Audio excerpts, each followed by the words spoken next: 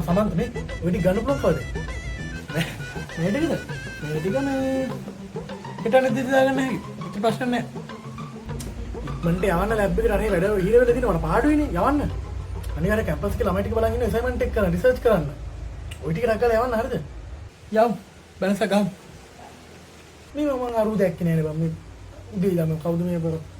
ඇමතිතුමාගේ පුතා එව්වේ. ඌගේ යාළුවෙක්ද කවුද? ඌ දැක්කේ නෑනේ බම්. ඌද? අනේ ඌ ගැන නම් කතා කරන්න බෑ බොස්. මම ඌ වෙලවල දැම්මා. වැඩක් නෑනේ. දැන් එහෙම මිනිස්සු වෙලවන්න මෙතන බොස් උඹද මමද? උඹනේ?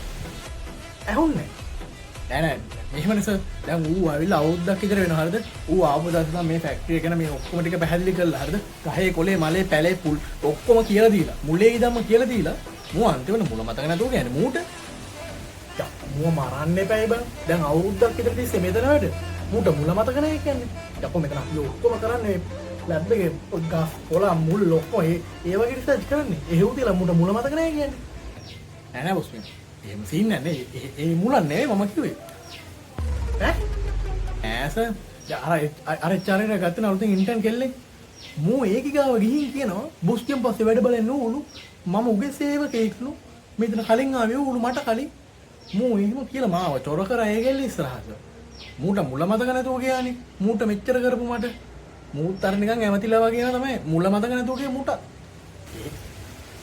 බට කිව්වා කියලා හිතාගන්න ගණින් කොල්ලෙක් කරුදෙන් වැඩට නැත්තම් තෝ මේක අතක ගයිති මට ඊට එඩිය පාඩි